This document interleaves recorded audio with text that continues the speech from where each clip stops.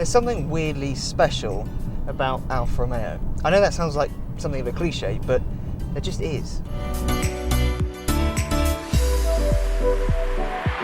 Yes, I know people have driven some modern Alfa Romeos and they've gone wrong. I know a few people have driven the Giulia Quadrifoglio and it's just decided not to work for some reason. And historically, Alfa Romeos also haven't had the best reputation. But for some reason, I just don't care. Given the choice between a Giulia Quadrifoglio and a BMW M4, and I know that with absolute certainty I would go for the Giulia, and also given the choice between even a normal Giulia and let's say an Audi A4, a Mercedes C-Class or a BMW 3 Series, I'd still choose the Alfa. It's very hard to explain, but I just would. Today, I am a happy man because I am back behind the wheel of an Alfa Romeo Giulia. And not just the Giulia Super, the diesel that I drove about a year ago, and not the 500 horsepower Quadrifoglio. Instead, I'm in the Giulia Veloce. Now before I get cracking, make sure you like this video, make sure you comment, make sure you subscribe, and make sure you click on the little bell icon on YouTube so you get notified when we make a new video. And make sure you visit newmotoring.com. The Giulia Veloce is something of a halfway house between the Quadrifoglio and all the other normal Giulias, both in terms of performance and in terms of price. It has an all-aluminium turbocharged 4-cylinder petrol engine with 280 brake horsepower and 5,250 RPM and 296 pounds-foot of torque at 1,750 RPM.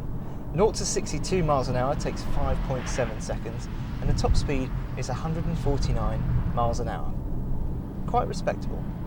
Essentially, it's hot hatchback performance in a rear-wheel drive saloon car, which sounds pretty appealing to me.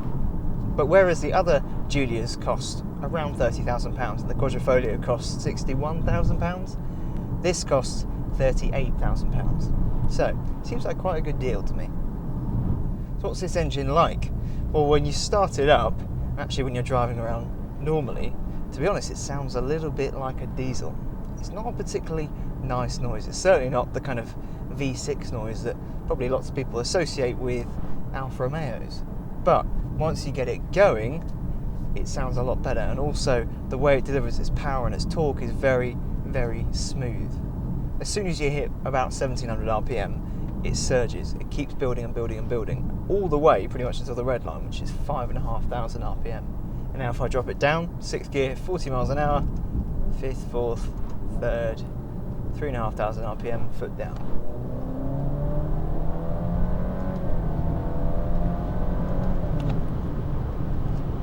It's not slow, it's not slow. 5.7 seconds to 62 miles an hour in a rear-wheel drive Alfa Romeo Saloon is good. And because it's a 2-litre turbo, it'll get about 46 miles per gallon if you're careful. Which of course I haven't really been that careful because it's a rear-wheel drive Alfa Romeo Saloon. I'm not driving for economy here.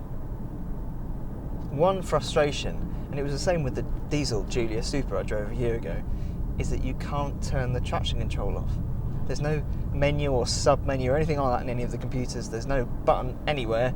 You just can't turn the traction control off. You can't even half turn things off. There's no way of doing anything like that. You've got no control at all. It is always on. All of the systems, stability and traction, are always on. If you're buying this car, you're buying it because you enjoy cars, you enjoy driving. And so to have no choice in the matter at all, yeah, it's a real letdown. I'm not suggesting you're going to slide this around all over the place, but as soon as there's a hint of oversteer, a hint of the rear wheels spinning, it just kills the power. So you can't really enjoy or feel the fact that you're in a rear-wheel drive Alfa Romeo. It's just a little bit of a disappointment. I'm almost tempted to say that if I could change one thing on this car, it would be to put a traction control button in here somewhere. Even if I've got to go through 10 menus to turn it all off, just to have the option would be nice. The steering is lovely. It's not particularly feelsome, but it's very direct and very quick. And because you've got pretty much infinite adjustment with the wheel, you can get yourself very, very comfortable. You can get yourself into a perfect driving position. But if you feel the steering is a little bit too light, which personally I do, like all other Giulias, you've got this little switch down here on the centre console that says DNA on it. D stands for dynamic, N stands for natural, and A stands for advanced efficient. And of course, as soon as you move it into dynamic, the steering has extra weight. For me, that's a bit more reassuring, especially as the steering is so quick. Having that extra weight just inspires a bit more confidence.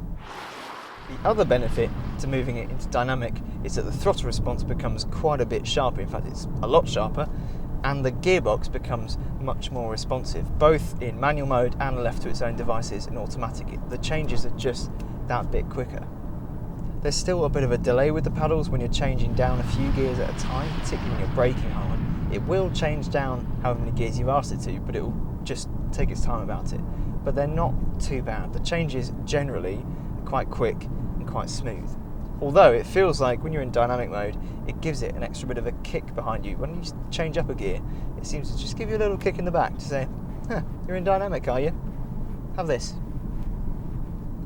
The suspension is very well controlled. It can get a little bit flustered by quite poor road surfaces. If there are big bumps in very quick succession, that's perhaps when it starts to struggle a little bit, but for the most part it's very flat, it's very controlled. And combined with the fact that the steering is so quick, when you turn into a corner, it just feels like the nose just points, just darts in really quite aggressively. As for the looks, I mean, spot on really, isn't it? I know I've said this before, I've driven two of these cars before, Giulia Quadrifoglio and the Giulia Super Diesel.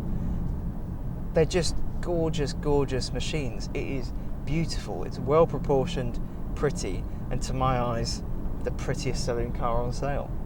And compared to other Giulias, the Giulia Veloce gets some slightly different bodywork here and there. I think it's most notable at the back, where it's got something close to a rear diffuser. Again, somewhere in between the Giulia Quadrifoglio, which has a proper full-on carbon rear diffuser, and the Giulia Super, which has twin exhaust pipes but no diffuser at all. Climb inside, some of the materials perhaps aren't the best, and personally everything in here is black, and you can get tan seats or red seats rather than black seats, and I would 100% do that.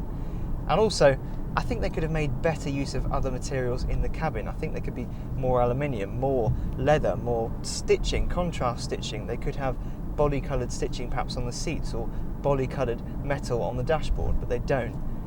But still, it is a very nice place to be. Particularly the steering wheel. I really like the steering wheel. I really like the fact that the start button on the steering wheel reminds you of a Ferrari. Sorry, I said the Ferrari word. And I also like these paddles. As I said, they are gorgeous. They are solid, real metal. They're not fake, plastic, horrible, nasty paddles that you get in some cars. And they just feel quality. Do I like it? Well, I mean, as you can probably tell, yes, I do. I think it strikes a really good balance between performance and economy, and between being a really normal, everyday usable saloon car and an Alfa Romeo, a rear-wheel drive saloon car Alfa Romeo. And for £38,000, that seems like quite good value to me. Damn it, I want one. Damn it, damn it! What do you think of the Giulia Veloce? Do you like it as much as I do, or do you think I'm just a bit weird? Let me know in the comments below.